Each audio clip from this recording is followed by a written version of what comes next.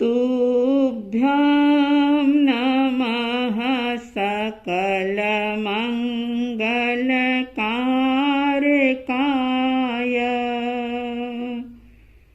तुभ्यं नमः सकलनिवृत्तिदायकाय। तुभ्यं नमः सकलकर्म विनाशकाय। तुभ्यं नमः सकलतत्त्व निरूपकाय। तुभ्यं नमः सकलतत्त्व निरूपकाय।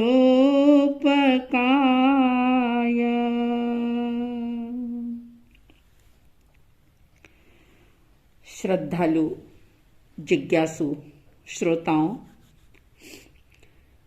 पंडित श्री रविंद्र जी आत्मन के द्वारा लिखी हुई समता षोडशी की चर्चा आप सुन रहे हैं। और ये समता षोडशी जो आपके हमारे जीवन में एक नया प्रकाश देने वाली, जीवन को आलोक से भर देने वाली एक ऐसी चीज है कि अगर व्यक्ति इसे जी ले तो उसके जीवन की हर परिस्थिति, चाहे कितनी भी बुरी से बुरी स्थिति भी उसके सामने क्यों न आ जाए, लेकिन उसकी प्रसन्नता, उसकी शांति, उसका धैर्य कभी भी समाप्त नहीं हो सकता अगर समता षोडशी का संबल व्यक्ति के पास हो तो। इसकी 7वीं गाथा चल रही थी और 7वीं गाथा में ये कहा गया था, जो होता है वह होने दो, होने को स्वीकार करो,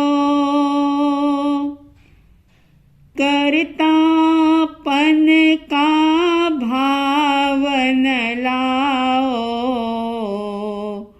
निज हित का पुरुषार्थ करो, समता रस का पान करो, अनुभव रस का पान करो, शांत रहो, शांत रहो, सहज सदा ही शांत रहो, शांत रहो, शांत रहो, सहज सदा ही शांत रहो। जो होता है वह होने दो और होने को स्वीकार करो। ये बात व्यक्ति के गले जल्दी उतरती नहीं कि ऐसा कैसे हो सकता है। हम चाहें तो स्थिति परिस्थिति बदल सकते हैं। अगर कोई व्यक्ति हमारे साथ बुरा व्यवहार कर रहा है तो हम उसे सबक सिखा सकते हैं, लेकिन ज्ञानी कहते हैं कि ऐसा नहीं है। जो जो भी परिस्थितियां आपके जीवन में पैदा हो रही है, वह सब आपके द्वारा किसी भी जन्म में बोए गए बीज का परिणाम है। और न केवल जीवन की बात, प्रकृति के अंदर, वातावरण के अंदर, दुनिया के अंदर जो कुछ भी हो रहा है, अगर आप उसे सिर्फ होने देते हैं और उसके मात्र दृष्टा बनते हैं, किसी चीज को पकड़ने का प्रयास नहीं करते, तो आप स्वयं अनुभव करके देखिए कि आपकी शांति बरकरार रहती है। आपकी प्रसन्नता को कोई छीन नहीं पाता। लेकिन होता यह है कि जो हो रहा है या जो होनी है, जो नियति है, उसको व्यक्ति जब स्वीकार नहीं करता तो वह व्यर्थ में ही दुखी होता है, परेशान होता है। जैसे उदाहरण के तौर पर आप देखो कि कोई भी व्यक्ति ये नहीं चाहता कि वृद्धावस्था आ जाए, बुढ़ापा आ जाए, शरीर जर्जर हो जाए, शरीर में झुर्रियां पड़ जाए। कोई नहीं चाहता कि बीमारी आ जाए। कोई नहीं चाहता कि प्रिय व्यक्ति का, फिर चाहे वो बेटा हो, बेटी हो, पति पत्नी हो, माता पिता हो, भाई बहन हो, कोई भी प्रिय व्यक्ति का वियोग हो जाए, कोई नहीं चाहता। लेकिन फिर भी होता है। 7 जन्मों तक साथ रहने की कसम खाने वाले पति पत्नी भी एक दूसरे से जुदा हो जाते हैं।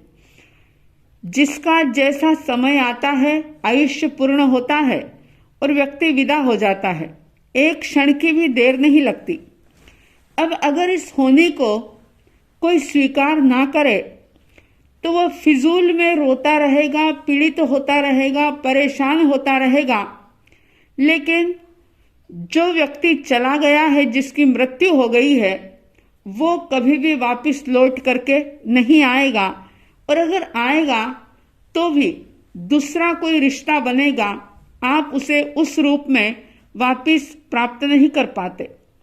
लेकिन फिर भी ये एक शाश्वत सत्य होने के बावजूद भी व्यक्ति इसे स्वीकार नहीं करता। इसलिए ज्ञानी कह रहे हैं कि जो होता है वह होने दो। जो कुछ भी घटना घटित हो रही है वह वैसी ही होनी है। उस होने को अगर आप शांत भाव से, ज्ञान के भाव से, ज्ञान पूर्वक अगर उसे स्वीकार कर लेते हैं तो आप कर्मों के बंधनों से बच जाते हैं। इसलिए बहुत प्यारा संदेश दिया जा रहा है कि जो होता है वो होने दो, होने को स्वीकार करो। और अगर शरीर के अंदर कोई रोग आ गया है तो बेशक उसका इलाज करवाओ, उसका उपचार करो।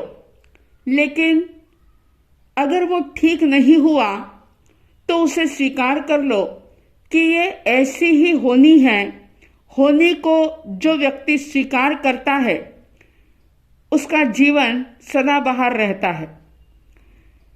इसलिए ज्ञानी कह रहे हैं कि इस दुनिया के अंदर जो जो भी घटनाएं घटित हो रही है, फिर चाहे वह मानव जीवन के अंदर हो, रिश्तों को लेकर के हो, सामाजिक कोई घटना हो या प्राकृतिक कोई विपदा, आपत्ति या बाधा हो, जो कुछ भी इस दुनिया के अंदर घटित हो रहा है उसे शांत भाव से स्वीकार करो। अगर आपके प्रयास से कोई परिस्थिति चेंज हो गई, कोई व्यक्ति बदल गया, किसी के जीवन में अच्छे दिन आ गए, किसी के दुख दर्द दूर करने में आप निमित्त बन गए, तो कहा कि कर्तापन का भाव मत लाओ। जो भी हो रहा है उसे स्वीकार करो, लेकिन मैंने किया या मैं करता हूं, इस प्रकार का भाव मत लेकर के आओ। क्योंकि जो होने को स्वीकार करता है, जो हो रहा है उसे जान लेता है, समझ लेता है, उसे स्वीकार कर लेता है, तो वह अपने जीवन में आगे बढ़ जाता है।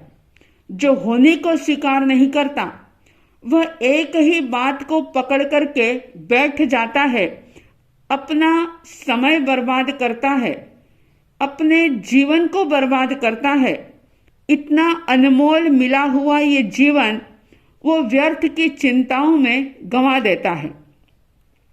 ज्ञानी कहते हैं कि चिंता मत करो, चिंतन करो। और चिंतन वही कर पाएगा जो इस होने को स्वीकार कर लेगा कि दुनिया के अंदर जो जो भी कुछ हो रहा है वो वैसा ही होना ही है।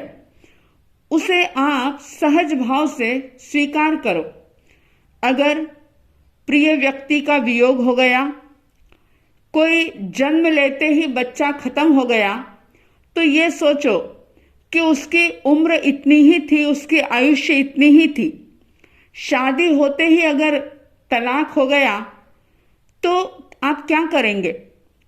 या तो आर्त ध्यान करेंगे, चिंता करेंगे, या फिर उसके बारे में सोच सोच करके दुखी होते रहेंगे। लेकिन अगर ज्ञानी का ये सिद्धांत जीवन में उतार लिया कि ऐसा ही होना है, ये नियति है, ये होनी है, और उस होने को समभाव से मुझे स्वीकार करना ही है। अगर शरीर बीमार हो गया तो भी जो हो रहा है उसे स्वीकार करो, उपचार करवाओ, इलाज करवाओ। लेकिन अगर इलाज करवाने के बावजूद भी शरीर में से रोग नहीं जा रहा, बीमारी खत्म नहीं हो रही, पीड़ा तकलीफ दूर नहीं हो रही, तो उसे समभाव से स्वीकार कर लो। लोग सामना करते हैं, स्वीकार नहीं कर पाते, और जहां सामना करने जाते हैं वहां पर टकराहट होती है। और जो समभाव से स्वीकार कर लेता है, स्वीकार भाव के अंदर अपरंपार शांति का एहसास होता है। अगर अशांति चाहते हैं तो सामना कीजिए, और अगर जीवन में शांति चाहते हैं तो स्वीकार कीजिए। दुनिया को बदलने का जो भाव है उसे दूर रखना होगा, दूर करना होगा। बस जो हो रहा है उसे स्वीकार करना होगा। फिर चाहे वह जीवन में घटने वाली सुखद घटना हो या दुखद घटना हो, प्रिय संयोग हो या प्रिय का वियोग हो, अप्रिय का संयोग हो, धंधे में, व्यापार में प्रॉफिट हो या लॉस हो, सफलता मिले या असफलता मिले, इन सब चीजों को जो होनी है ऐसा स्वीकार कर लेता है। जो हो रहा है उसमें पुरुषार्थ वो अवश्य करता है, उसको सुधारने की कोशिश करता है, सफलता प्राप्त करने का प्रयास करता है। लेकिन कई बार ऐसा भी होता है कि सफलता प्राप्त करने के प्रयास करने के बावजूद भी व्यक्ति असफल हो जाता है। तो ऐसे समय में वो परमात्मा की इस बात को याद रख ले कि जो भी कुछ हो रहा है उसे होने दो, जो होनी है उसको शांत भाव से स्वीकार कर लो। इसीलिए कहा, जो होता है वह होने दो, होने को स्वीकार करो,